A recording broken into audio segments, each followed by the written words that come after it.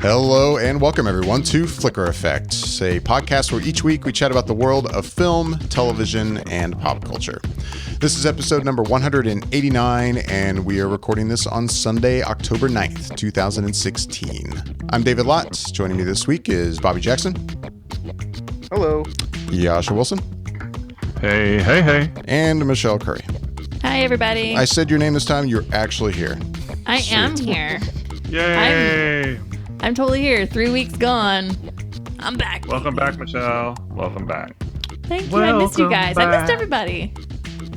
I'm excited. We've got a lot to talk about. There's a lot, and at the same time, not, because even though I've been gone for 3 weeks, I wasn't really watching a lot in those 3 weeks. So like I've not seen Magnificent Seven. I've not seen Miss Peregrine's. There's a lot that's happened, and I haven't seen any of it. We had But a small see something hurricane, this so weekend. that could fuck things up. And Oh, there was that hurricane thing. That's There right. was that thing. Yeah, that was like a minor little blip in time. yeah, could have been. By That's minor. all. I'm getting weather updates about the hurricane, and I live 3,000 miles away from you guys. Like, all the time. Like, my weather app is like, ding, Hurricane Matthew is. I'm like, Jesus, man. And it wasn't until, I think Bobby said something. I was like, how bad is this thing? And then I really started looking, because I feel like, we get those hurricane alerts a lot over here. And then I really saw how devastating it was. And I was like, holy shit, yeah, are you guys okay? Like, things going all right? Yeah, no, it was legit. Like, David's definitely lived in Florida way longer than I have, so he's been through more of them than I have. But like, it was legit. It was one of those things. I was like, wow, it's a Category 4. It's Cat 4. This is serious shit. And it's like, there were a lot of predictions of it, how close it would get to the coast, and if it would actually even come so far inland, it would actually go through Orlando. Was actually one of the predictions. So that was kind of scary. It was like, oh my god, we could actually get the whole thing could literally come through us. But I mean, we lucked out in a way. In the middle of the night, it kind of went a little further back out east, out to sea, which was good. That kind of deteriorated, and yeah. But I mean, it was kind of a weird 24-hour time frame. I mean, they closed Disney World. Yeah. They closed Disney World, and they were talking about moving a football game. Like, it's literally acts of God that make those happen. Okay? I think UCF actually did cancel their game. But I think Florida State thought about it, and the Gators thought about it, University of Florida thought about it or something. Yeah, Florida State, Miami still happened Monday, because that wasn't until Saturday night, Right. like 8 p.m. Yeah, down that's in fine. Miami. So, Yeah. but yeah, it was fun times. Yeah. I mean, yeah, I've lived here my whole life. I've been through a few hurricanes, and I mean, for as many of hurricanes as we've had, a Category 4 hitting as closely as it could have, even though it really didn't. Right. Yeah, but it's always just a prediction. It's always like you look at that track, and they always put that line in the middle, but it's still like a cone. It's still like, well, it could be over here, it could be over here. Yeah, and that's giving you a 60-mile to the left or to the right. Like 60 miles, that's us. So I mean, yeah, it was still in the range that they were predicting. It just happened to, luckily for us, be in the eastern part of that range. Yeah, so thank God. stay over there, and we kept our power the whole time, which was nice. I only lost internet, but I only lost that for about a day or 2 days. I mean, and even that was like halfway through Friday. Yeah. Like that was the worst part of the whole thing had already happened by the time you lost the internet. Yeah, exactly. But I mean, it's one of those things, you take these things seriously. You have to be prepared, because the moment you don't take this seriously, that's when it all hits the fan. It's a whole new ballgame when you own a house, which is the first time I've been through a hurricane where I'm like, wait, this is my house now. And now I'm really like paranoid about all my windows and all my shit and roof and and that's when you can appreciate like taking it seriously, and you see all your friends on Facebook going, man, that was a bummer, man. That hurricane was lame. And obviously these are people who like probably rent and don't give a shit. They don't own property. They're like in their 20s, and they're just like, man, I just want to party and live through a crazy hurricane. I'm like, fuck you guys. This was fantastic. You know what? This is great news. Yeah, this is great that nothing happened. Yeah. I am very happy. And not to say nothing happened. I mean, people on the coast definitely got more of a brunt of it. The people on the coast got hit hard, like Jacksonville, St. Augustine. Like St. Augustine's like flooded, like it's completely underwater. It's kind of a shame, because I love that place. But like, yeah, it's legit. And Haiti just got destroyed. I mean, the relief that's going to have to go on down there is pretty scary. And Charleston, my friends in Charleston, there's a lot of Charleston's actually underwater right now, and Myrtle Beach too in Carolina. And so like my friends there kind of give me photos of like, yeah, like damage, not so much. Flooding is not good though. They're like, there's a lot of water that, I mean, these are cities like Charleston's basically, it's like New Orleans is basically underwater anyways. Like, so yeah, it's pretty serious. All those weather reports and whatnot, and being around it and living through those things, we don't really deal with that out here in California. Oh, just earthquakes. We get some. Yeah, we get earthquakes, but even still, it's been a while since, knock on wood, since we've had a really bad earthquake. But I mean, I've been in the East Coast, up in New York when they've had a snowstorm, and I still don't I have no comprehension of how to prepare for something like that. It's just like my cousin's like, okay, we got to go get oil. Let's go get food for the next 3 days. And I'm like, oil? What are we getting oil for? What are you talking about oil? He's like, well, we got to get salt too, so we should go to the store and get salt. I'm like, what for? And it's like, well, we have to salt the ground, and we have to have oil, and to make sure we have heat and water, and then food for the next 3 days because the stores are going to be closed. I'm like, this is a thing? Like, you guys still do this? Like, haven't you fixed this weather problem already? Like, I don't understand.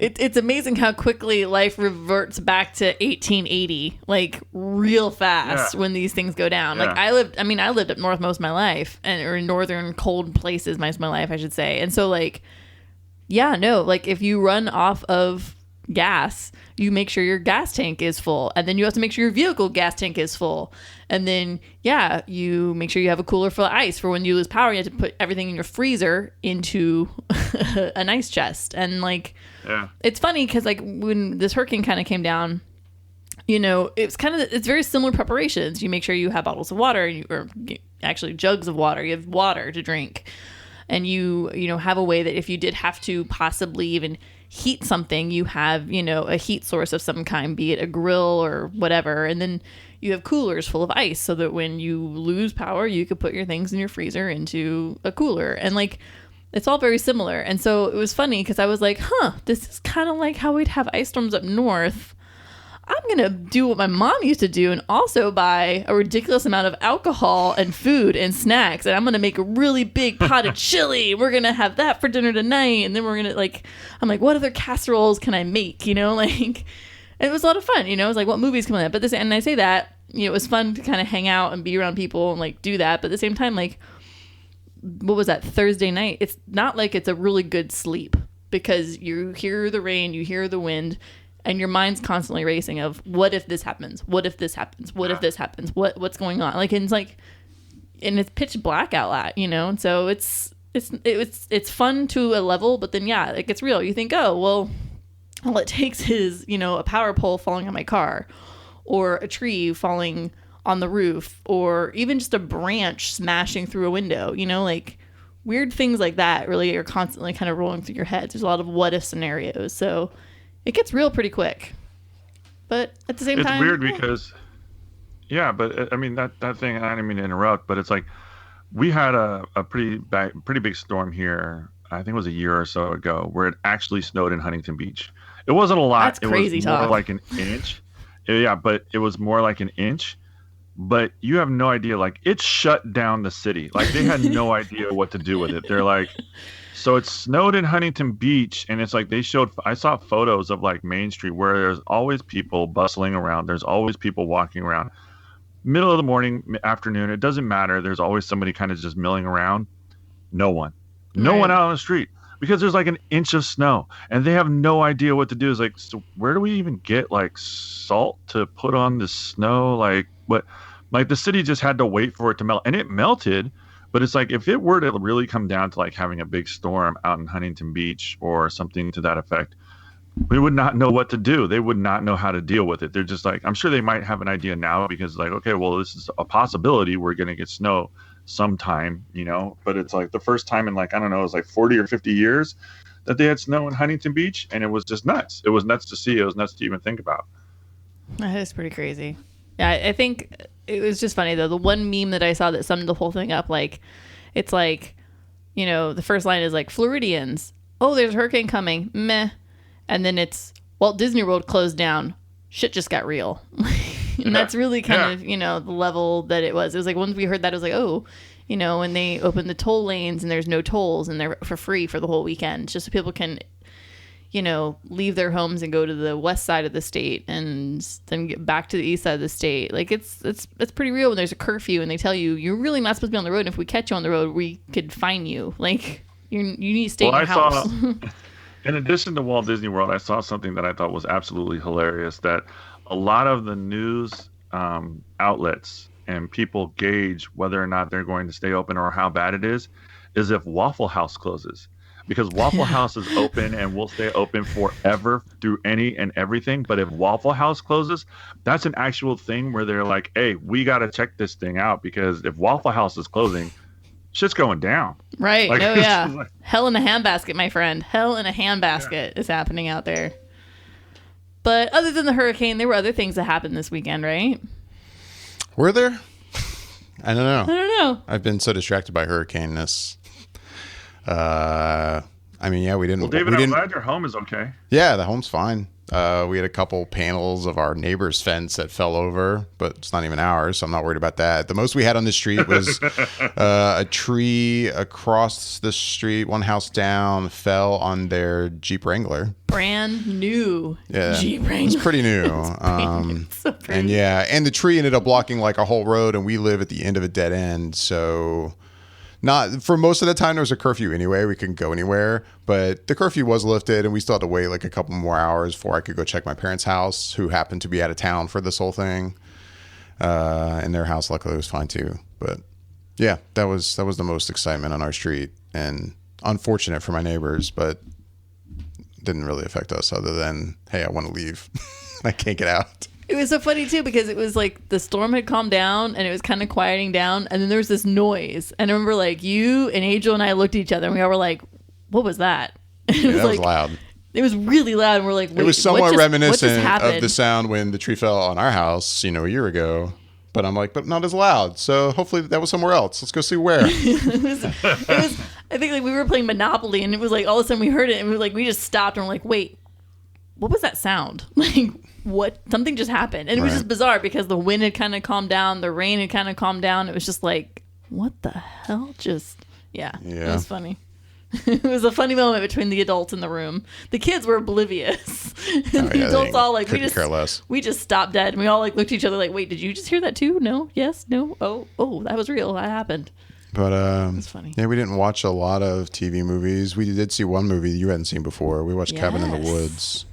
An appropriate hurricane film. Right? Totally appropriate. Totally. You've never seen that? Yeah, she'd never seen it. That movie's brilliant, man. That was fun. That's a fun movie. Yeah, what'd you think, Michelle? Yeah, I didn't even tell you. No, you didn't.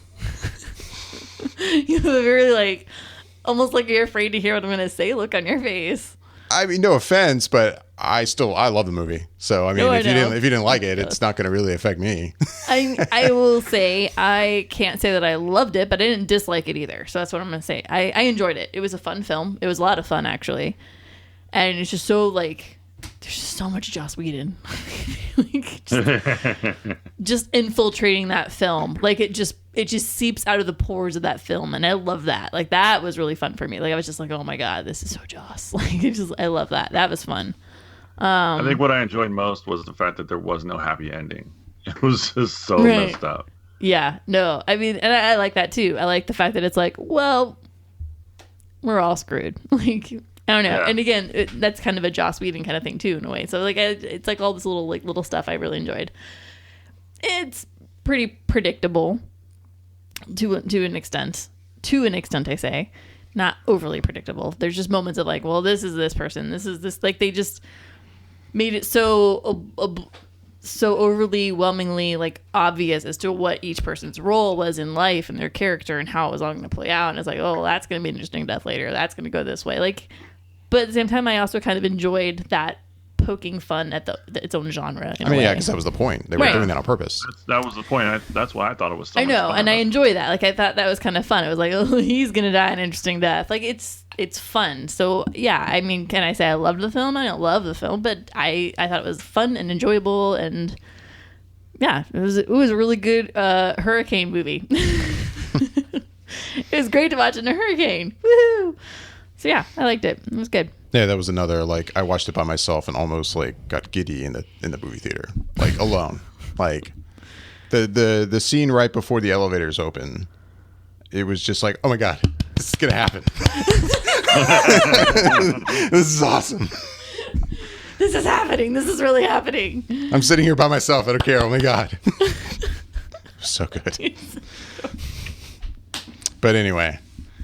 So yeah, that was really our only, like, hurricane watch. Like, We watched a classic, what else did we watch? Fifth Element. Oh, I slept through most of that. Yeah. That's when I was finally like, okay, the hurricane, the devastation is not really going to happen. So I'm going to nap now since I didn't really sleep through the night. Because we all slept so well that evening. Oh, shit. Slept like a baby. I got maybe a couple hours. I probably didn't get much more than you did. Yeah. Anyways, but yeah. So yeah, we decided to watch a classic that afternoon too. Watch the old Fifth Element. God, love that film.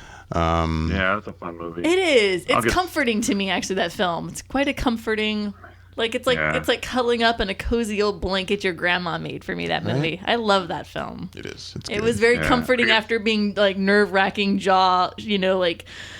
not knowing how life was going to be with the hurricane. It was like, oh, I need something comforting and soothing that makes me feel better about myself and my life. And it was a perfect film to end up that time frame. So, thinking about what's happened since we last recorded, Westworld happened. It did. But you haven't seen it yet, have you, No, Michelle? and I want to see it. I need to figure out how I'm going to pay for HBO.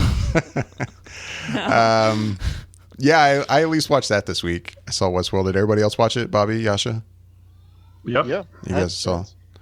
And yeah, I guess the second episode's already out. I'll take my headphones off. You guys can talk. No, you can give me we're not going to give spoilers. Don't worry. Give me a little signal. Be like, yeah, we're done talking about Westworld. It's just the first episode. Did you guys watch the second episode that was released? I did not. Nope, not yet. So we all just watched first. Yeah, I as soon as we finished recording last week, I go to watch it because I'm like, I could fit it in before I go to bed. And then I was like, God damn, this is a long one. It's it was over an hour. It's like 72 minutes. So I watched like half of it that night. Watched the second half the next night. Because I'm like, I got to get some sleep. But yeah, I mean, I've been excited about Westworld, and it didn't disappoint at all for me. I thoroughly enjoyed it, and I'm excited about this season. I mean, I've said before, I liked that original movie back in the 70s, which, I mean, this is not, I mean, it's the same story, kind of, but it's not the same by any means. And yeah, no, I don't know. This is going to be good, I think. What'd you guys think of it? Bobby, what'd you think? I liked it. I didn't know what to expect because I never saw the movie. So coming into this was a completely original experience. And I just knew the basics of it from what you could see from the promos and everything. And so for me, I think what was really interesting and compelling to watch is how these, do they call them anything in the show? Are they just androids, or do they have a specific name for I don't these think in the types of... show yet they've given them a name. Okay. And so I mean, I've never read sort the of... book, but it's been a long time since I've seen that original movie. So I can't remember if they had a name for them in that. For the purposes of the conversation, let's just call them androids. Sure. And these androids, it's interesting just because sometimes you don't really know who's an android and who's not. And it kind of messes with you in that respect. And to get to the idea of the fact that these are all there for the entertainment of real life people, it brings up that conversation of how do you treat these things when they seem so real and almost feel like they're essentially another person. Is there any kind of blowback from that to where it just seems like it can be something that's wrong? But since they're not sentient, is it okay? So you can tell they're going to go down that road and explore that. And I like the fact that we'll get to explore that in a TV series in a long form as opposed to a movie that's 2 hours, because you kind of get cheated out of the real good, deep conversations that can be had from that kind of thing. So that's kind of what I'm looking forward to with the show, is more of that philosophical conversation that you get with AI and how you should treat it. Right. Jascha, what do you think? You know what? I liked it. I never saw the original Westworld, but I've done some research since the first airing of the episode, and did a little reading about it, and kind of, found out that it was who wrote the original and directed the original, which I didn't know that it was the same person that did Jurassic Park. Yeah, Michael Crichton. Michael Crichton, excuse me. So I was really kind of taken back by that. I was like, wow, that's really neat. I didn't know that.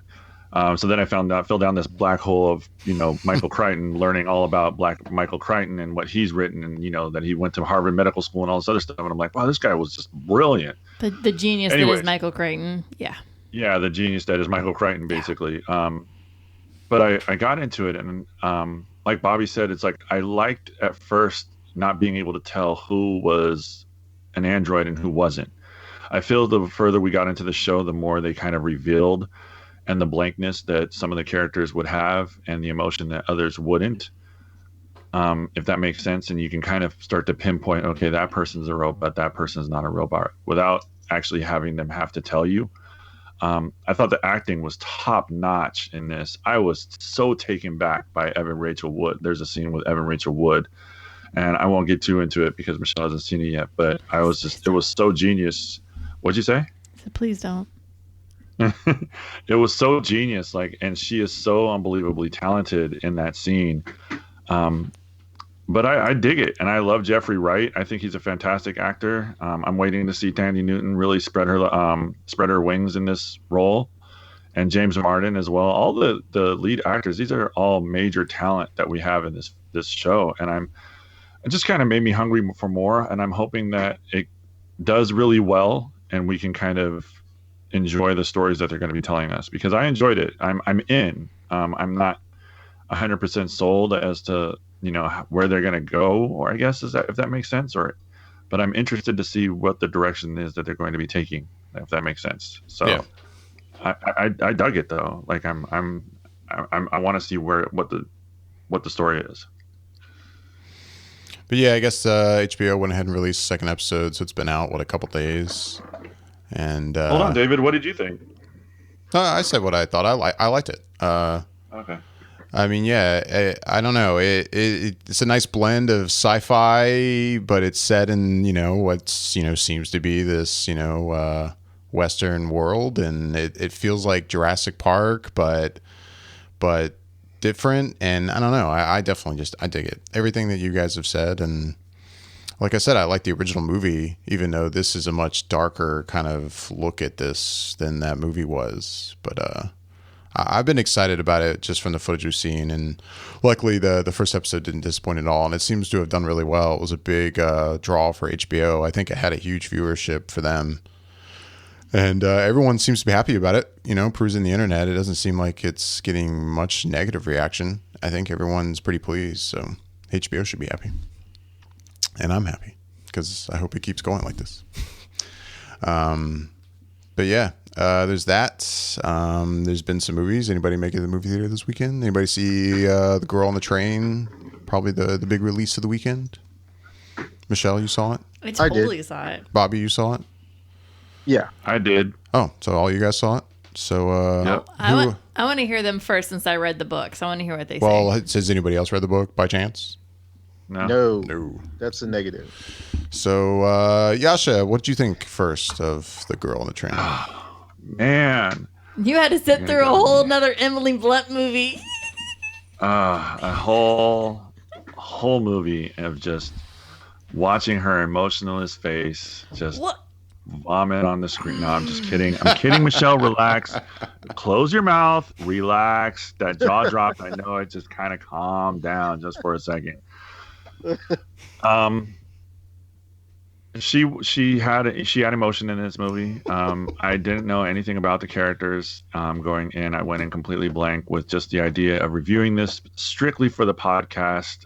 Even when I told my girlfriend that I was going to go, she's like, "Don't you not like Emily Blunt?" And I'm like, "Yeah, I can't stand her." And she's like, "Why are you going to see this?" And I'm like, "She's like, you're going to hate it." And I'm like, "I don't know if I'm going to hate it." She's like, "Do you like Emily Blunt?" And I'm like, "No." She's like, "You're going to fucking hate it." And I'm just like, So it wasn't bad. I did find it incredibly predictable. Like I pretty much called it about a third of the way into the movie. I was like, oh, okay, well, this is what's going to happen. And I was really hoping for a story that was kind of that would reminiscent, or I would be attached to, like Gone Girl, because I absolutely loved Gone Girl.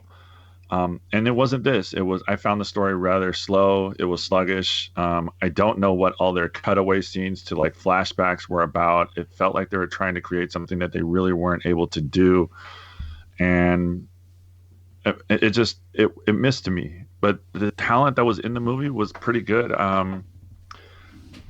I don't know why they had some of the big stars playing roles that they did. Like Edgar Ramirez was in it, and I don't understand why he was really there, because he's a pretty big star now, and it felt like he was underutilized. I thought Justin Theroux was fantastic.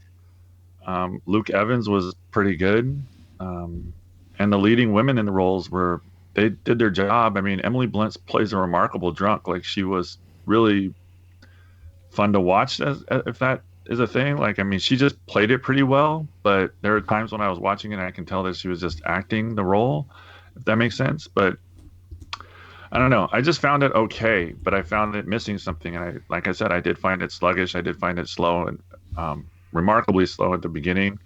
And I was able to predict what was going on about a third of a way, maybe halfway into the film. I was like, oh, this is what's going to happen. And I wasn't wrong. And that kind of bummed me out. Mm. Bobby?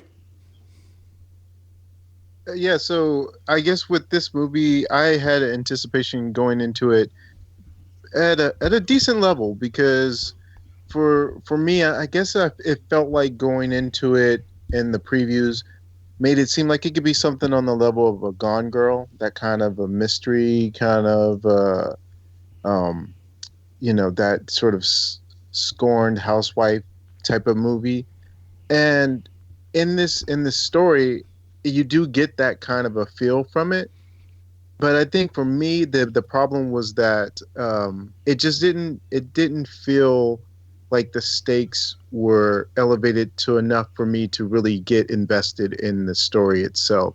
Because while I'll agree with Jascha that I thought the performances were good, sometimes the performance felt like it was a little like on the level of soap opera acting, in a sense. And not to say that soap opera actors are bad, but it just felt like it was a Poor little too soap opera actors. Melodramatic.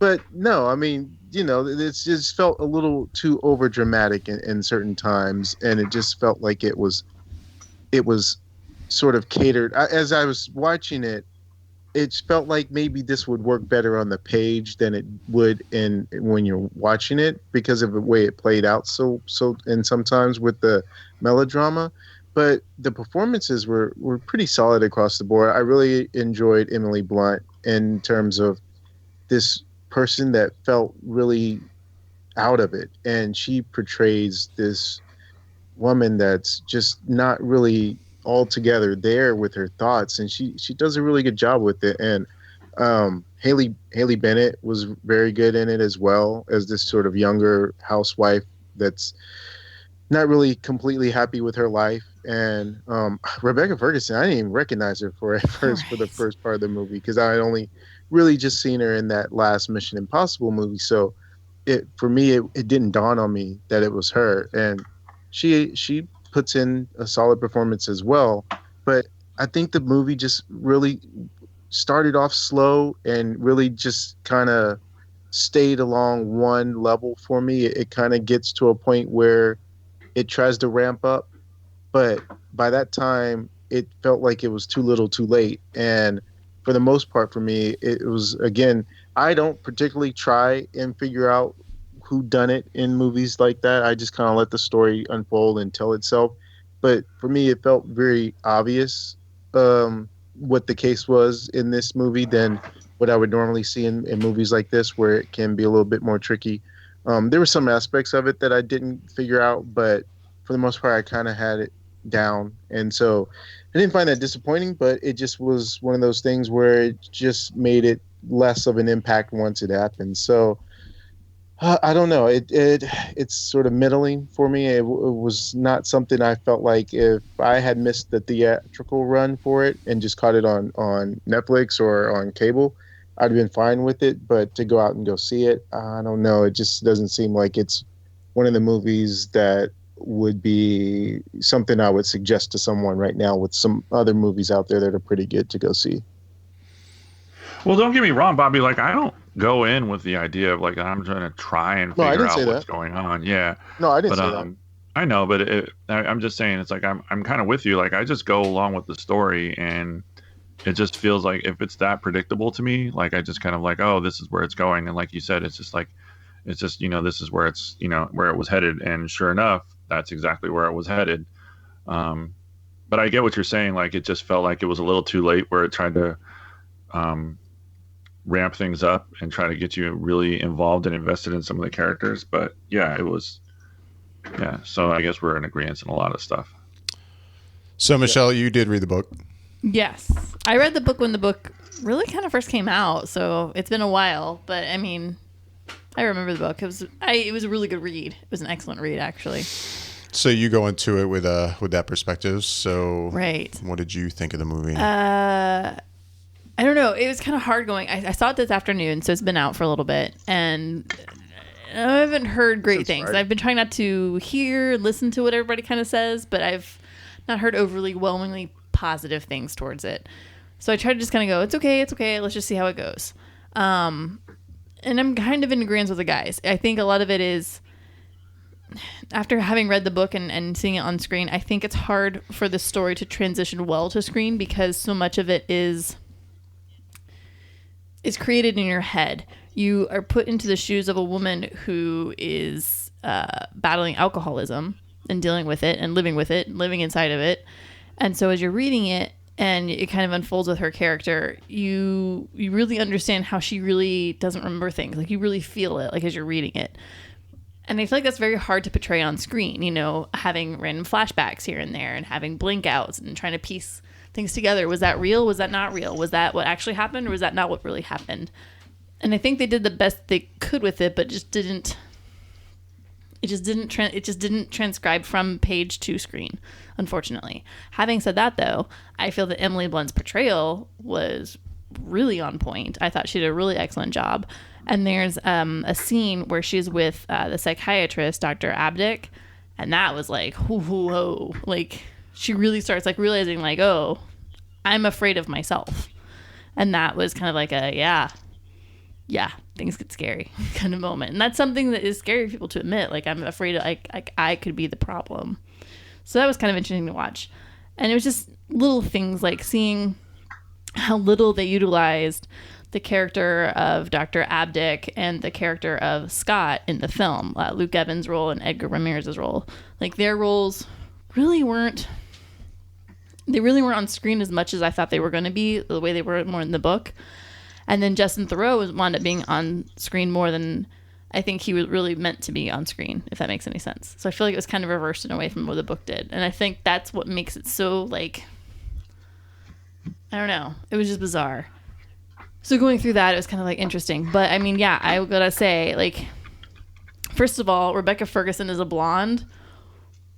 I literally didn't it was like, it took me a minute to even be like, oh my God, that's right, that's Rebecca Ferguson. Holy crap. Like, I really had to like look at her and I'm like, oh yeah, like, her as a blonde, she looks incredibly different. And yet at the same time, still on the same level of absolute gorgeous, hot womanness I can't even begin to describe. And I like the way she did her role, because her character, you're not really supposed to like appreciate or acknowledge or really get to know. And I think she did a really good job. Like, she wasn't making you try to connect with her on any level, and that was really good. And then Haley Bennett is an actress that I did not know very much of, but the whole time I'm going, God, what have I seen her in? God, what have I seen her in? God, what have I seen her in? And I kept like thinking about it. And then finally, like, as soon as the movie ended, I'm like, God, what did I see her in? And I saw her in Hardcore Henry. And I was like, oh yeah, that's right. But it was driving me insane the whole movie. And she does an excellent job. So I feel like I think everybody did a really good job overall as far as acting goes, but I think the females really owned it, which is kind of the point of this movie. The females are really the main center point of this film. Even Allison Janney, as the detective, was really good, because she plays a very like she's not behind anybody. She thinks everybody's freaking guilty. You get that right off the point. So it's awesome. Yeah, I mean, it followed the storybook pretty well from what I can recall in my memory. They really didn't change up a whole lot, but yeah, I think unfortunately it was a very difficult story to get from the page to the screen, because you do spend so much of it in your head as you're reading it. You know, you're also building with your own imagination the mystery that's kind of going behind it, and you're constantly like you really feel for the main character, Rachel. You're constantly like, oh god, like you're thinking the way she is, because you're like, yeah, that makes total sense, and then she finds something else and she's like, no, that does make sense. And so I think that's kind of hard to convey up on the screen in a way, if any of that makes sense. But I mean, I still think it's a pretty good kind of thriller in a way. Maybe not thriller, no, I shouldn't say thriller, just drama, like mystery kind of film. But was it a great one? No. So yeah, I'll say, based on all these reactions, I definitely won't be running out to the theater to see it. Yeah, so and yeah, I hadn't heard a thing about it up until like the first even reaction I've heard at all was like somebody's reaction to your Instagram post about it. Oh yeah. And then just now, as you guys have been talking about it, of course I've checked, Rotten Tomatoes, and it's not great. It's like at 40-something percent. It's not terrific, but yeah, 44%. It's gonna be one of those films that's excellent, like to curl up on a really majorly like rainy day with a cup of tea and a nice hurricane, and I'm scrolling through Netflix, and I'm like, hey, maybe I'll watch this one. It's gonna be spectacular for those evenings. Right. Like it's great for that. That's what this movie is really good for. Haley Bennett was there was something else my wife and I saw her in, and it wasn't just Hardcore Henry. She was in Magnificent Well, Seven. yeah, I know that, but there was something else we saw her in, and we were doing that same thing. We were like, God damn, we cannot pinpoint her. And the thing that we had knew her from was music and lyrics, which was wow. Looking at now her filmography, was she was like 5. First movie she'd ever done. Yeah, she was in her teens. She wasn't at 5. But I think she was in her teens. She was pretty young. She was like 14 or something. But yeah, that was the one that I was like, I don't know. How old is she? She's only like 28. Yeah, 28. Born in 88. She has a young looking face. No, she totally does. Oh, she's gorgeous. But anyway, that's... Yeah, the dog agrees too. The dog agrees. She is... Door shut. I'm sorry, guys. It's fine, dude. She's gorgeous. Rebecca Ferguson, gorgeous. Emily Blunt, yep. I feel personally is gorgeous. I think it was a movie full of... I know, Yash, I'm trying not to rub it in too hard on you. But yeah, you feel that way because you'd be right, Michelle. That's why. There are 3 very beautiful women. Like, you're watching this movie, you're like, God, these women are hot. And like, there's men in there that are equally just as gorgeous looking too. Like, it was a very beautifully, like... casted film. Like, I was like, this is a really good looking cast. Like, damn. But yeah, so it's yeah. That's a bummer. Well, but hey, at the same time, I didn't bother going to see it, so I'm not so bummed. Alcoholism is hard to convey on film, I think. Thanks, guys. Hey, David. Yeah. Since we're kind of talking about the subject, how about you do something we haven't done in a while? Oh. I'm nervous. I'm nervous for you. I don't know where he's going with this. Yeah, I don't either. What's up? Let's cover the box office. What? Remember when we used to do that? We used to talk box office numbers. We so used to talk box office. If you're into that kind of thing, Bobby. The Girl on the Train. I do like to know. Did come in at number 1. Had a $24.6 million weekend. Not too bad. Miss Peregrine's Home for Peculiar Children came in at number 2 with 15. Deepwater Horizon, also in its second week of release, came in at number 3 with 11.7. The Magnificent Seven at number 4 with 9.1, and Storks, the animated film, came in at number 5 with 8.5 million. A couple other new releases this weekend were The Birth of a Nation, which came in at number 6, and Middle School, The Worst Years of My Life, came in at number 7, another new release. And that's off of a kid's book. The middle school one. Okay, I assumed. Middle school was the worst years of your life, David? That's what the title says. Yeah. Oh, okay. Actually, no. I enjoy. I would say I enjoyed. I was like, I thought you were enjoyed middle making a school statement. more than my high school years. So no, I wouldn't agree with that. High school, I wasn't a big fan of. I wouldn't say they were the worst years, but they definitely weren't the best. No, they weren't the best either. But yeah, no, it's based off a young adult book that's out for middle school kids. Shocker. It's apparently very popular. Apparently. Oh yeah, apparently I don't know. So Birth Never of a heard of Nation, it. is that wide release? Because I feel like they were really it's wide pushing release. Yeah, the it's a crap wide out of that release. film for a while, and then they just backed the hell off lately. Like I'm like, where did the media for that go? Like I feel like they were really on it, and then all of a sudden it just went. Meow. There's a pretty good reason for that. I feel like I have a theory now that I'm thinking about this. Now that I'm actually voicing my opinion out loud, I feel like my head's starting to go, wait a second, connect A, B, C, and D, and you just might find it. I think I'm pulling things together now. Yeah, he's got a little controversy surrounding him right now, so Yeah.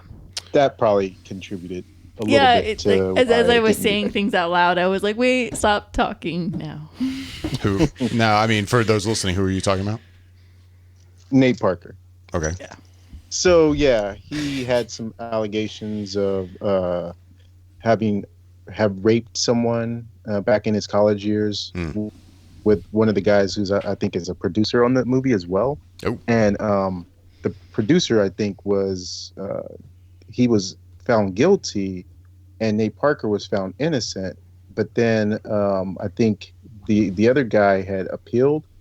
And somehow I forget what happened exactly. I think the girl didn't want to testify again or something, so he ended up getting off like as not guilty. But then all of a sudden, once the movie was about to come out and it was starting to have buzz, someone had I think dug up this information that had happened back in the past and brought it all back to light again. And the woman who was at the center of this had committed suicide some years ago, and it was like kind of all swirling around. And this was right at the time he was doing a press junket, I think, for the movie, and it was just at that point it was just because of the nature of it.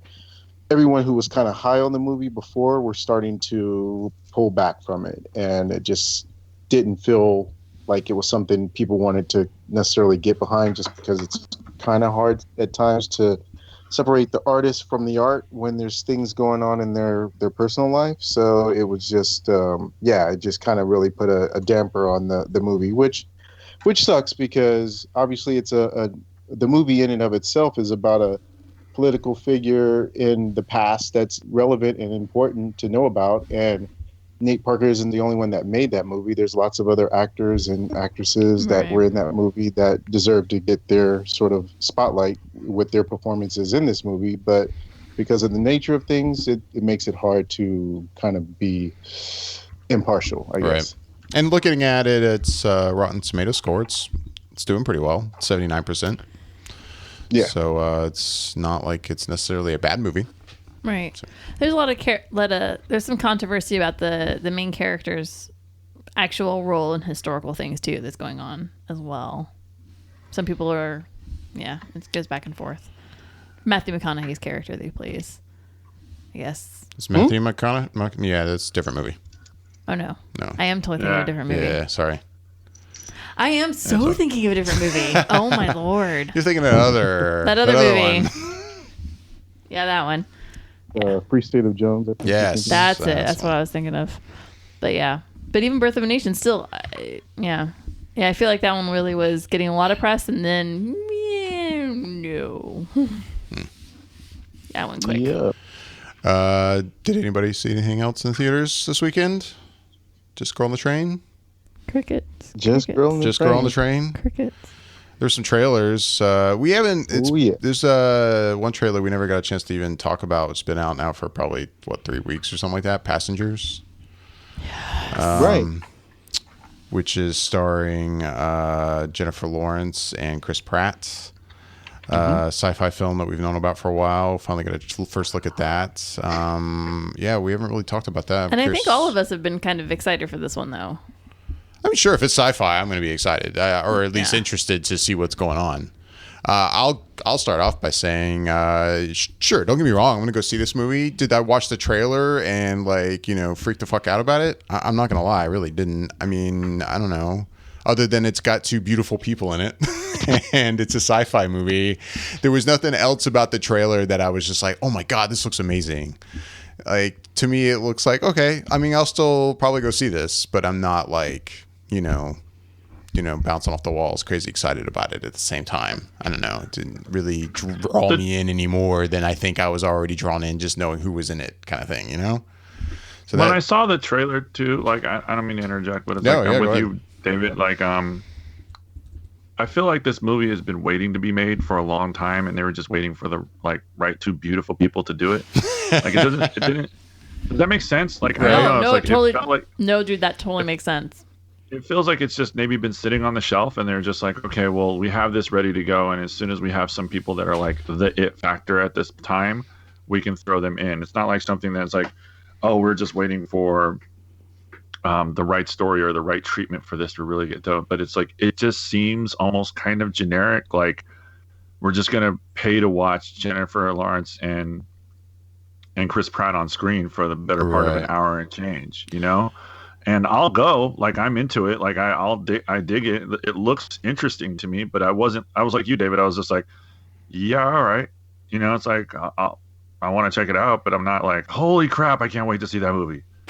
Yeah. And I think when it comes to sci-fi too, there's something I enjoy about sci-fi that has a more realistic grittiness to it. And this has it looks like a very kind of pretty, clean sheen to it, and I'm like, okay, that's fine, but it's not quite again, it's not exactly getting me super excited. But Michelle, what do you think? I mean, I remember when we first read the premise for this film, when it was first announced, that these two were even doing this film, we were reading what it's all about. I was like, hell yeah, this sounds awesome, and I was like, yeah, of course, there's your two gorgeous people, and I'm obviously down with pretty much anything Chris Pratt does. I'm a total sucker. So yeah, I mean, I was on board with this film from reading the first premise of it. Did the trailer itself heighten my excitement anymore? Not really. Like you said, it looks extremely polished to me. It reminds me of the way Gravity looked. Very clean, very, I don't know, in focus in a weird way. It's very pretty. Mm-hmm. And so I kind of have that feeling from it. And I'm watching the trailer and I'm going, yep, cool. Yep, two of them. Yep, this looks exactly the way the premise is going. Right at the very end, and I'm trying now to rack my brain what he said, but Chris Pratt says something, and it was kind of like a black screen, and you can hear him say something. And that was the one oh snap, that's interesting. I forgot what he said now, and I'm like, there was the one thing of the whole trailer that really went, oh, well, that kind of perked me up a little bit. That's intriguing. And now I'm trying to remember what it was he said. But yeah, I mean, the trailer itself, does it add a lot more? No. Do I still want to see this? Hell yeah. Because I think the premise of this film, Yash just said, is a premise that seems very obvious. Hollywood's been sitting on it. It seems like this is a very simple idea that, they've probably had thrown around Hollywood for years, different scripts and variations of it, but basically this idea. So, but yeah, I'm totally down with the film as a whole, regardless of the trailer. Bobby? Well, to quote my man Wesley Snipes, it's pretty. It's so pretty. I mean, it's very much one of those movies, like you said, it's very polished. It looks futuristic in every aspect and clean, very, very neat and tidy. And so it looks like it's going to be a visual treat. But beyond that, the story doesn't feel like it's anything that I haven't necessarily seen somewhere before, or at least that concept sort of played out in a slightly different way. But that doesn't mean that it won't be compelling in and of its own right. So I'm still in and definitely feel intrigued by the trailer, but absolutely it's nothing that blew me away. And I'm hoping that, honestly, I don't see anything in the trailer that kind of blows me away. I'm hoping that gets saved for the experience from when I'm actually watching it, because I already feel like I'm going to watch it. So save any of the good stuff for when I'm actually sitting there watching it. Right. I feel like we should probably reiterate, because we actually haven't said what this movie is going to be about. like at all. I was just going to read off what IMDb has. So in case anybody's listening is going, what the fuck movie are these these kids talking about? Or all these guys talking about? It's I'm just saying, like, we haven't really talked about what it's actually about. So basically, Passengers, starring Jennifer Lawrence and Chris Pratt. A spacecraft traveling to a distant colony planet and transporting thousands of people has a malfunction in its sleeping chambers, and as a result, 2 passengers are awakened 90 years early. Obviously, before they reach their destination. Obviously. And that's the film. That's the premise of the film. So, I mean, for me, I was like, oh, hey, that's kind of interesting. What happens when you are basically going to die before everybody else wakes up? It seems interesting. Sure. Why not? Yeah, that's coming to theaters December 21st of this year, so it's coming up pretty soon. Merry Another Christmas. trailer we've missed, haven't had a chance to talk about, was Fences. This is directed by Denzel Washington and written by August Wilson, which is based on his Tony Award-winning play. Description would be: an African-American father struggles with race relations in the United States while trying to raise his family in the 1950s and coming to terms with the events of his life. It sounds like already everyone's pretty happy with this. Hell yeah. Yeah. This movie looks intense as hell. Yes. Yeah. Yes is all around, and I would agree. Well, for me, it feels like it's one of those roles where even if Denzel doesn't win an Oscar for it, he has to be in that running. I mean, it just off the trailer alone, it's just so powerful the way it starts off when his son is asking how come he doesn't like him, and Denzel goes into a monologue about all the things he's done for him as a father that he has to do. And it doesn't matter if he likes him. It's about being able to be your own person and be respected. And it's just like so intense, as Jascha said. It's just all the different intercut scenes that you see that's going to be there. And it just looks like it's going to be one of those movies that are going to be in contention for the Best Picture, or at least some performances will be nominated. It just looks really powerful. This is a movie based on a play that is extremely powerful. I mean, okay, so James Earl Jones, I mean, as far as he's always been a stage actor, I think, first and foremost, and then a screen actor. But my God, like this play, when he did it, like, talk about cementing him as a god on stage. He apparently just owned this role to a level that people it was just insane. It was one of those things, like, I was really too young when this came out, and I've never actually seen a Broadway play on Broadway, but it's one of those things that, like, if you were in that time, if you were in New York City and you didn't see this play, you were living under a rock, apparently. And so it's already, just as far as the script goes and the storyline goes, it's insanely awesome and spectacular just to watch and to listen to and hear and feel. But I think as far as the actors that they got for this, I think they're fabulous. And I think this movie just has nowhere to go but up and good and great. And it's going to be, hell yeah. Like, I'm excited for it. Like, it just seems like it's going to move you in ways that you're going to be like soul crushing but good in the same way. I don't know. It's hard to describe. But yeah, I'm super down with this film.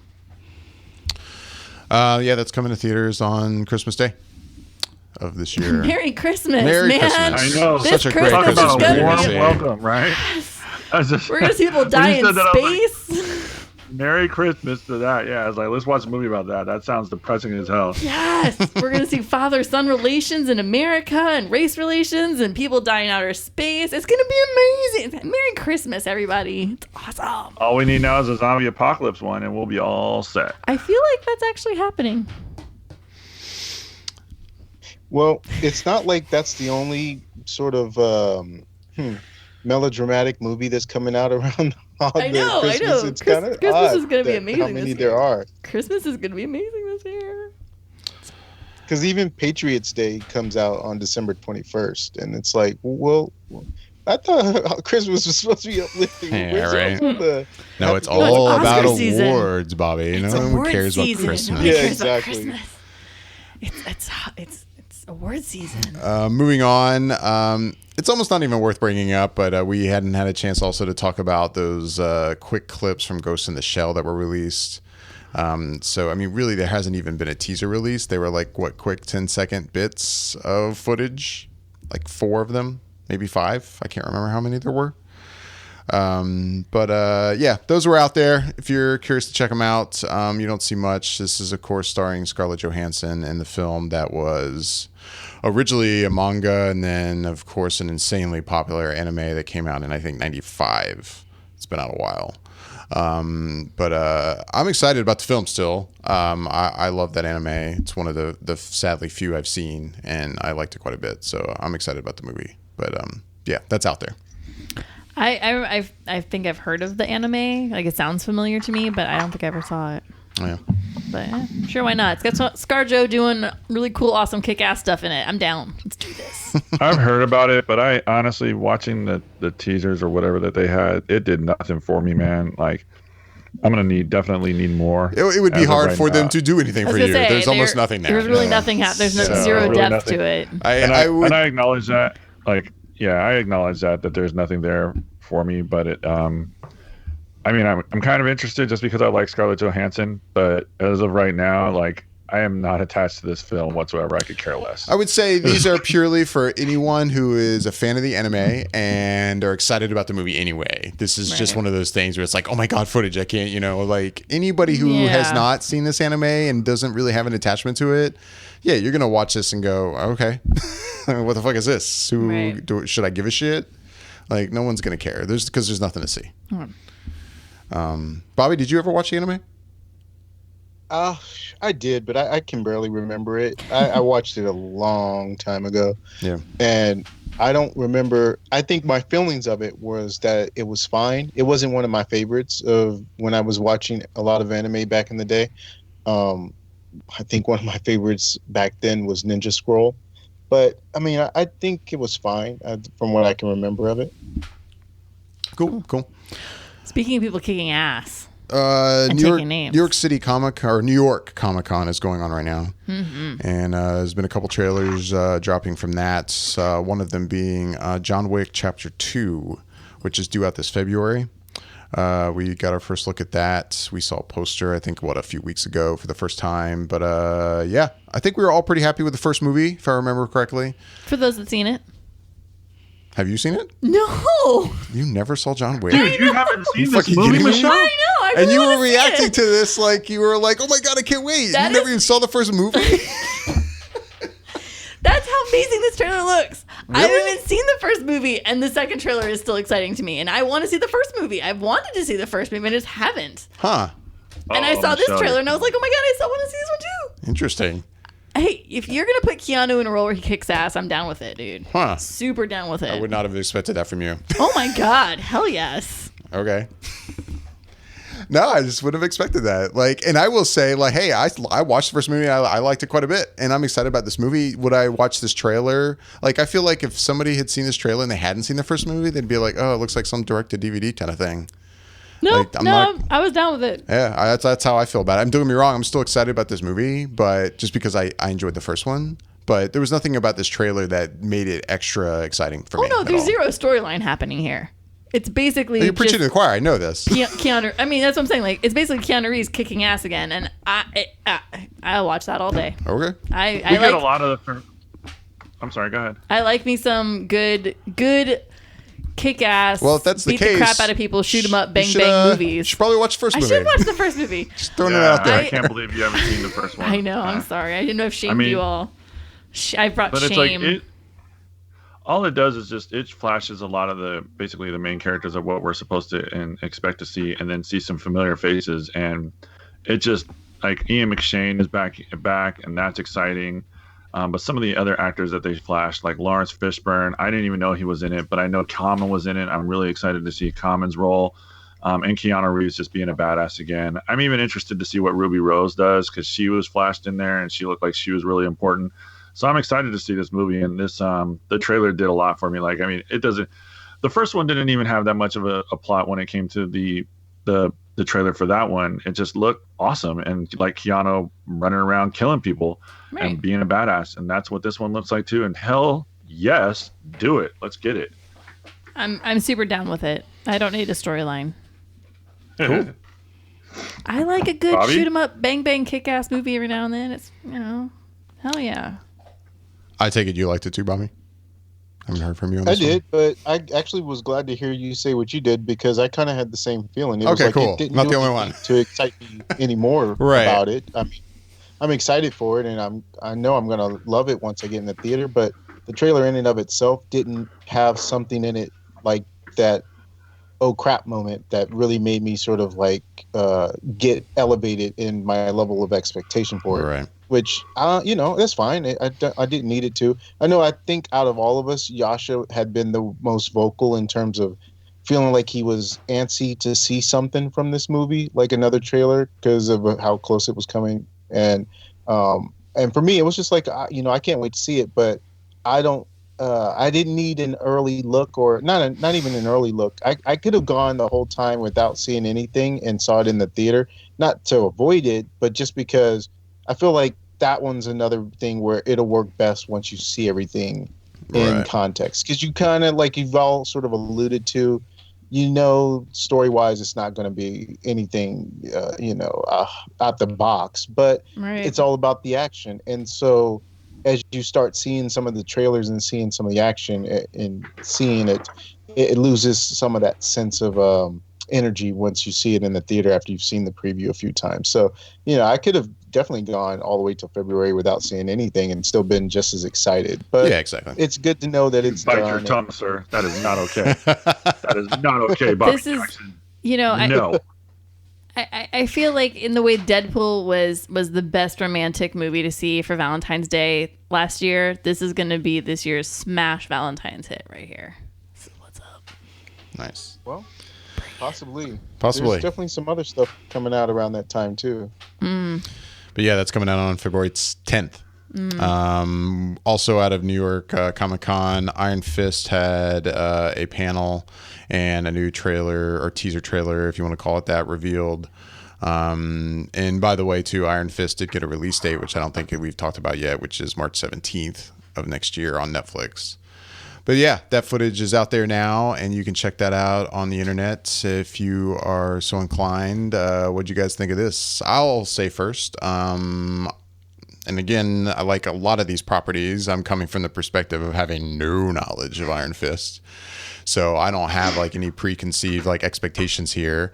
And I mean, sure, it looks good and it's a Netflix Marvel show. So I'm absolutely going to watch it because I've been impressed with everything I've seen so far. But I didn't watch this and go, holy shit, like this is exciting. But I also don't really know this character. So maybe for people who do, they're just excited to see him on screen. But, I'd seen a little bit of footage at San Diego Comic-Con as well. And same thing. I mean, sure, it looks good, but I'm not doing backflips over it.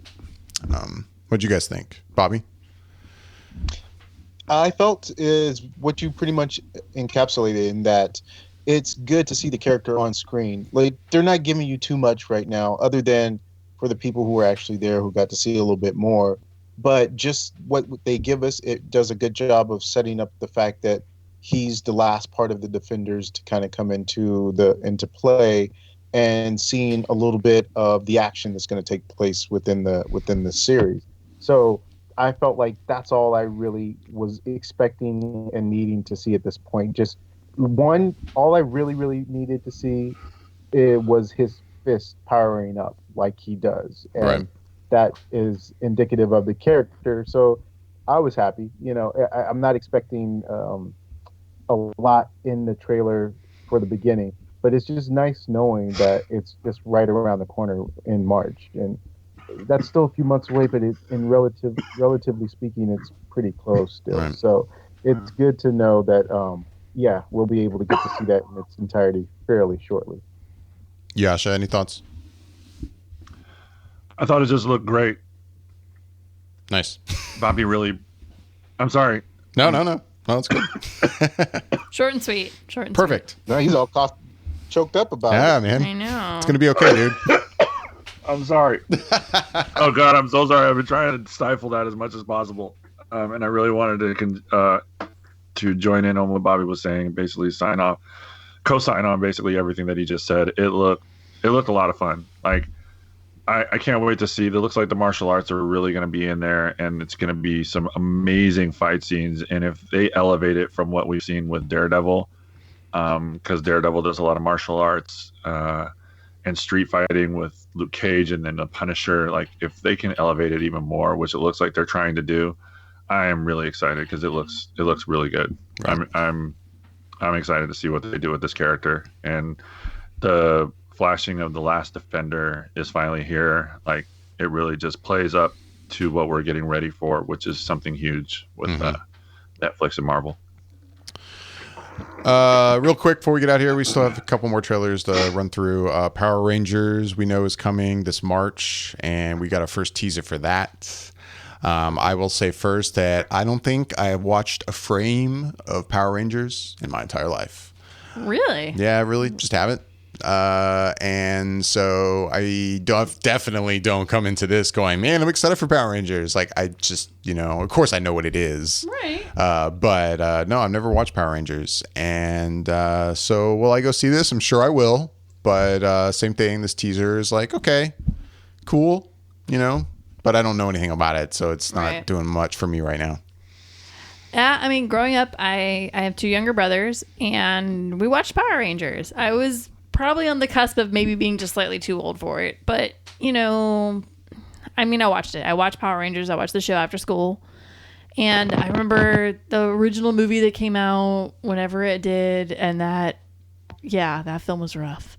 But I got to say, watching this trailer, and I've really had zero, and I do mean zero interest in this film whatsoever. And that's coming from me actually being literally like within the same yarded, a few yards of these people during Comic-Con in San Diego with Bobby. Like I was literally visually watching them, listening to them talk and answer questions at a panel, like an outdoor panel. But I have zero interest in it. I'm watching this trailer and I'm going, this is interesting. Like it's kind of a different take on it. And I'm intrigued. Like I'm surprised in myself that I'm intrigued in this film that's coming out, because really much past season 2 of the original Power Rangers show, I don't think I've seen any other ones. Like I know at one point there were dinosaurs or something. I don't even know. It's like it got a little crazy like Transformers did for your generation. Okay, things went out the ballpark. It went out into left field and just never came back. But I don't know. It's a fresher take on it, and I think I kind of like that. And so I might actually see this. And that's a weird thing for me to even say out loud or to even think, honestly. I was like, wow, I think I might see this film. And I thought I had absolutely no interest whatsoever. So the trailer actually it worked for me. Right. That's where I'm at. You guys, what'd you think? Bobby? It's surprisingly, there was a lot of trailers that came out this week, and then obviously the stuff we hadn't seen last week. But I should say specifically for the stuff that came out this week, this was probably, if not my favorite, one of my favorite trailers that came out. Just because I did watch the first season of the Power Rangers when it came out.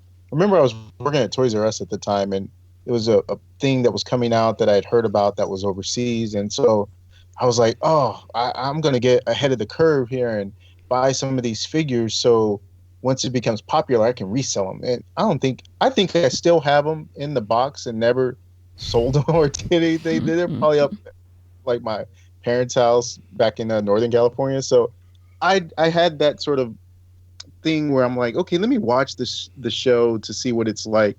I know it's not really up my alley just based on what I've seen of it, but kids might like it. And so I'll see what it's about. And it's pretty cheesy and hokey. And there's not much redeeming value to the original series, but I can kind of see the appeal in it, or at least the appeal in the concept. And I thought the movie, the preview for it, plays out the concept in a way better way than the TV series ever did. And with the technology and special effects of today, and them putting more thought into the story and the characters, it seems like it could be something that really, really works for today's audience. And it's positioned at a good time. It comes out March 24th of next year.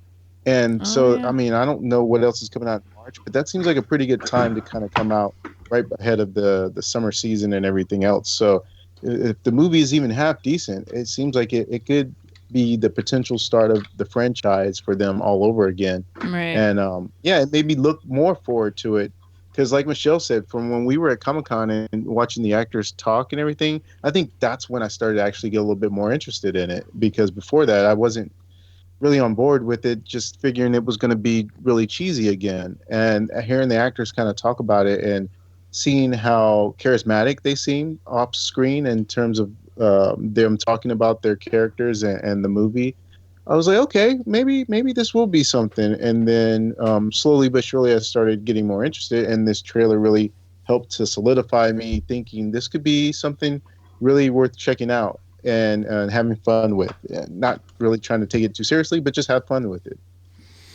Yeah. He said it so much more eloquently than I did. Jascha, any thoughts? You know what? You could probably fit about a half hour of what I've seen of the entirety of Power Rangers into 1.5 hour, and I think it was a half-hour show when it was on. I remember watching it the first time, and I thought to myself, actually vocally, I made it very clear. I was like, "What in the holy hell is this racist nonsense?" Because I mean, when you look at it, it's like, everybody's heard the jokes with the Power Rangers, the black was the black guy, the yellow is the Asian girl and all that other stuff. But, getting away from that and, whatever, the first time I watched it, I thought it was unbelievably corny, and I never really got into the show. I was probably too old for it. I mean, I was just almost about to be out of high school. I think it was like 17 Oh, yeah, you were way too old for it then. then. Yeah, I was way past it. So, but that being said, like, after watching this trailer, I gotta commend Lionsgate. I think I even said that in the text messages that we were bouncing back and forth about the show.